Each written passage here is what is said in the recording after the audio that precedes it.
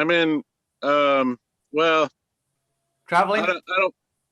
Yeah, I'm traveling. I'm on the East Coast. Okay, East Coast. All right. So, Yeah. so I'd like to understand your understanding about the position of the Diksha Guru and the Shiksha Guru and Srila Prabhupada's position, according to what you have understood all these years in reading Prabhupada's books, and uh, and as a preacher's position, like which you are, anyone who is reading Prabhupada's books, trying to get people interested in Krishna consciousness, what is their position in relationship to Srila Prabhupada? Well, the authority to be a preacher of the truth comes from the parampara and the acharyas, of which Srila Prabhupada is the founder acharya of the International Society for Krishna Consciousness. And even though I think all of us have been kicked out of the International Society for Krishna Consciousness because we're actually more Krishna conscious than the people leading that society, we want to see that society succeeds and flourishes, so that we have to accept Prabhupada as the authority. And if we have anything different to say, or if we have any different ideas, then we have to conform to what he wants and what his ideas are, and what he's teaching, the truth, the absolute truth. We have to represent the truth.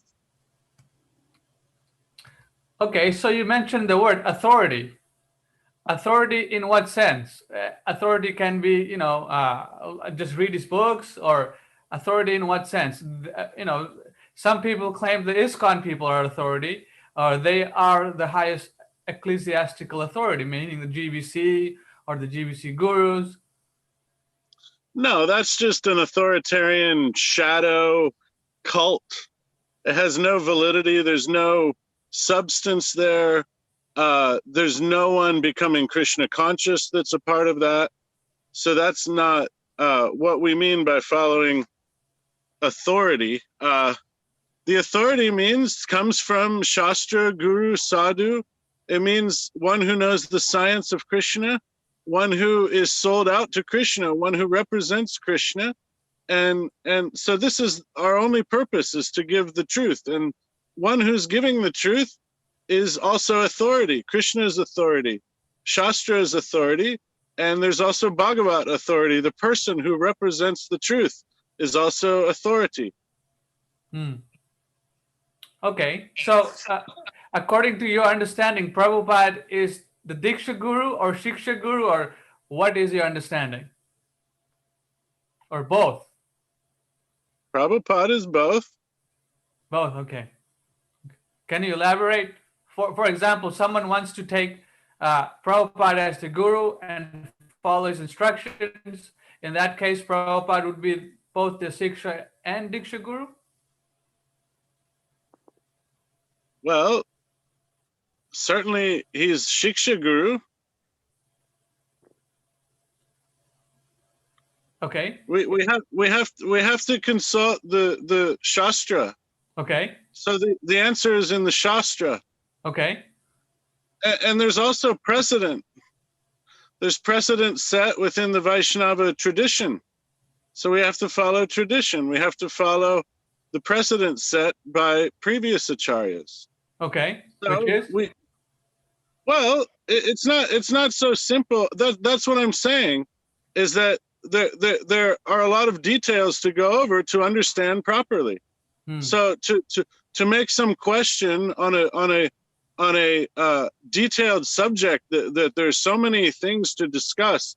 That's why so many acharyas have written so many things about different types of guru, Vartma Pradarshika Guru, Shiksha, Diksha, how this works. There's so many writings, so many different acharyas have written so many books with so much information.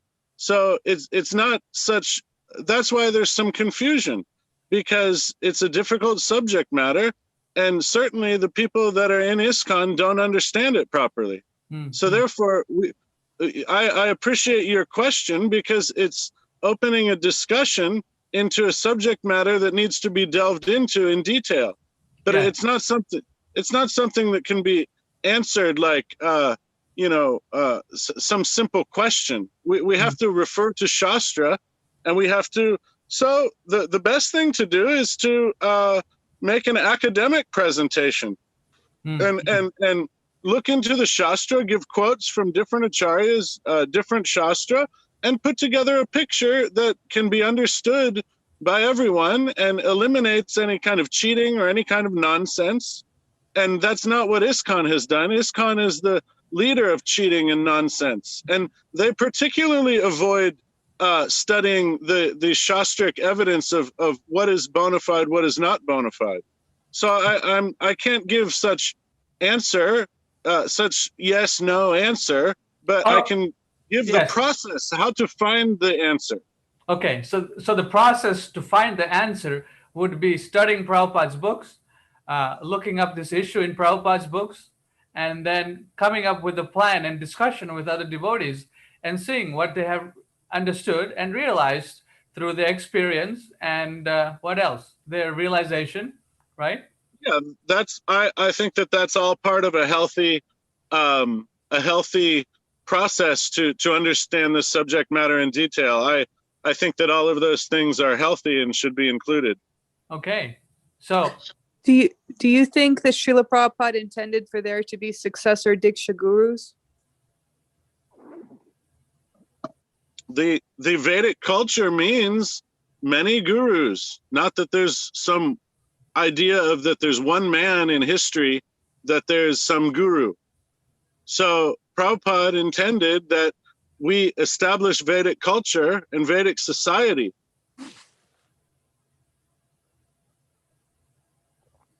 Madhuri Prabhu, do you want to ask a follow-up question? Vedic society, in Vedic society, is there one man who is guru for forever? Something like that? I don't find anything like that. So I don't support any idea like that, because I don't find that anywhere in Shastra.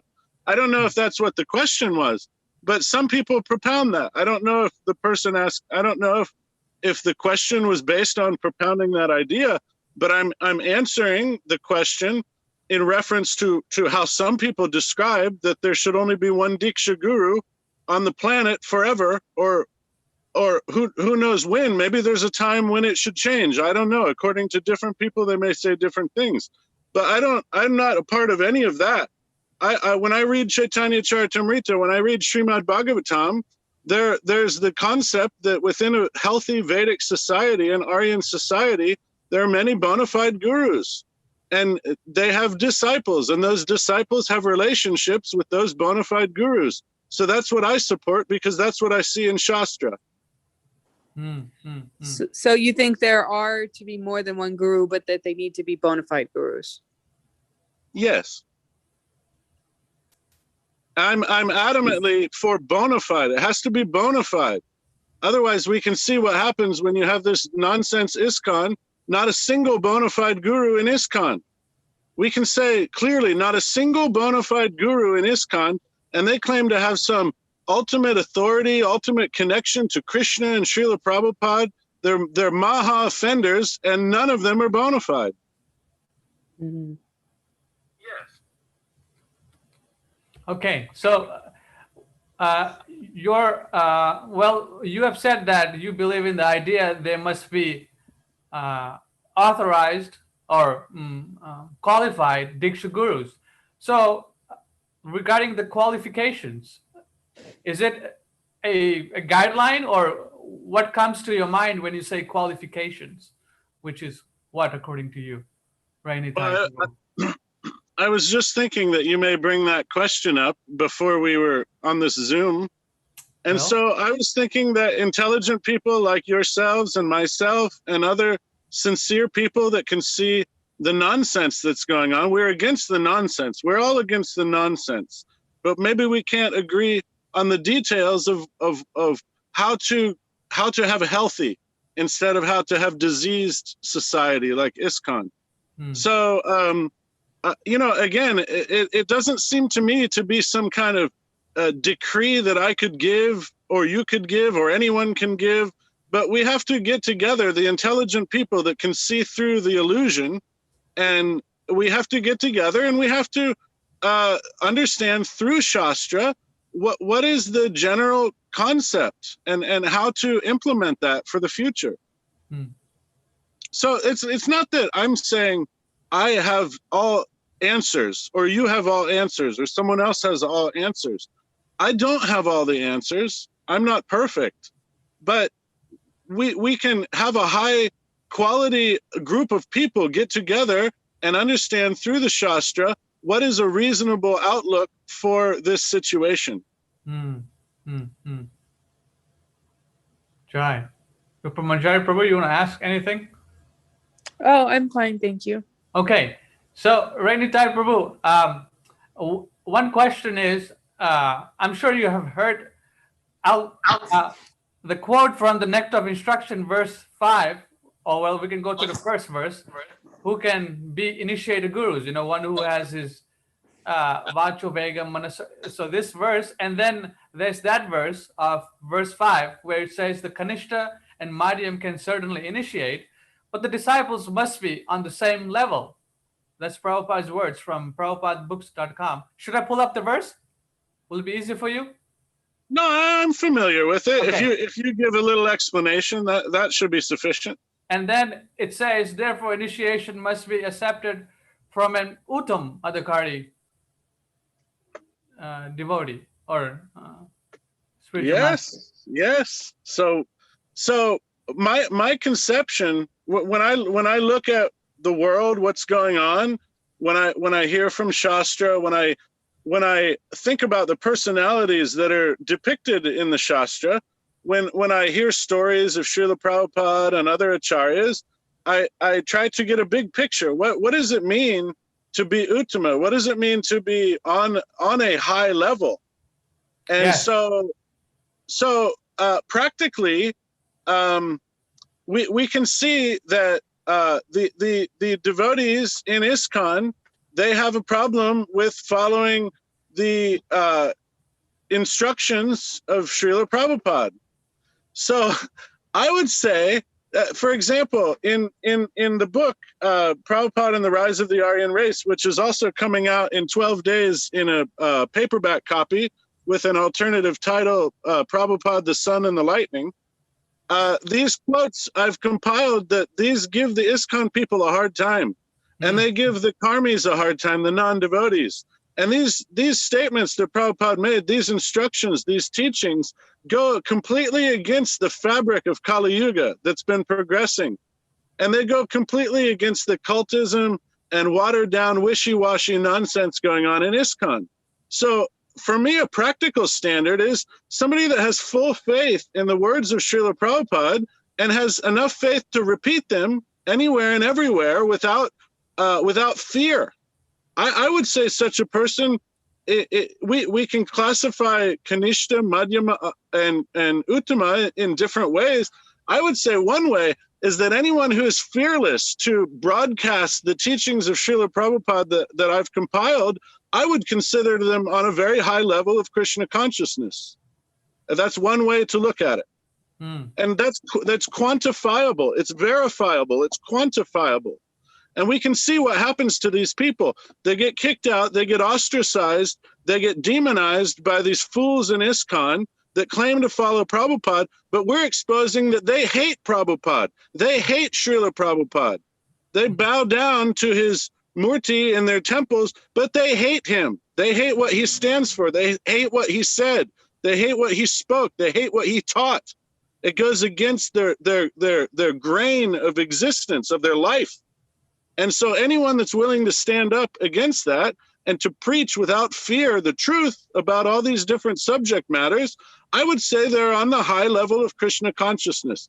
And I would say if someone is able to do such a thing, not only myself, but anybody who just takes what Srila Prabhupada has given us and fearlessly injects it into this world in any way that they can, I have to give them my topmost respect.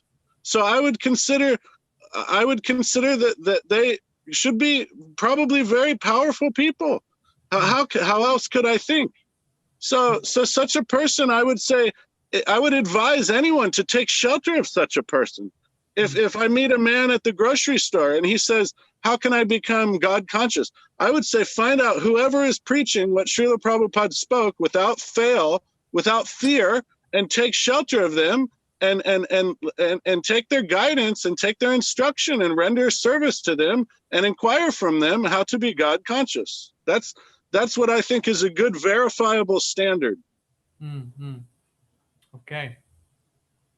Try. What are you drinking? A naturally flavored carbonated water.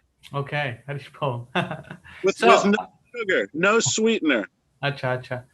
Okay. So very good. So I think you have answered some of my questions, and maybe we can have more sessions like this where we can talk about these things, about the qualifications of the Diksha Guru, what's said in the scripture, what you have read, what I have read, what others have read.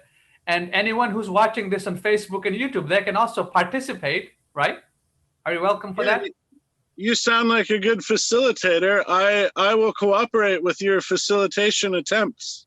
Hare Krishna. So anyone who's watching this, let's have a conversation with Raya Nitai and anyone who's watching on the subject of the Diksha Guru, Shiksha Guru, the Acharya, and the qualifications of these three personalities. Specifically, from Prabhupada's books, where Prabhupada has talked about the Guru issue many times. Back in 1977, he talked about it. Tamal Krishna, there were people complaining that Hansadura was trying to be Guru. Prabhupada said, I want all my disciples to become Acharya, but the training is not complete. When I order, he said, when I order things like this, then the next of instruction, and there's other instructions like everyone should be a Guru, right? Everyone be a Guru. Prabhupada also said, whatever you have learned, you repeat. So these things we can have a conversation, we can talk to each other and come up with this understanding on this issue. Raya Nitai Prabhu. Yeah. Where are you right now? I'm on the East Coast. I'm not going to give my exact location because yes, we know why. I'm kind of a high profile person and I don't want everyone knowing where I am. Okay. There are histories in ISKCON, like with Sulochan, and so I just have to be careful. Yes, we understand. Right. Thank you. Haribol. Hare Krishna. Rupa Manjari Prabhu, anything else? If not, then we'll end it here, and then we'll take it to the next level in the next call. So, Raya Nitai Prabhu, maybe you can invite some people you know. Do you know anyone who would be interested? Well, I'm just very busy, and I think if you can just do all the work, and I can do the work.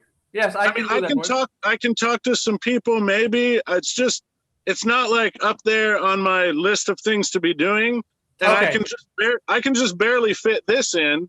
Okay. But so if you do most of the work, and I can plug in a little bit, that's the easiest way for me to plug in. Okay, sounds good. I'll do that then, Prabhu.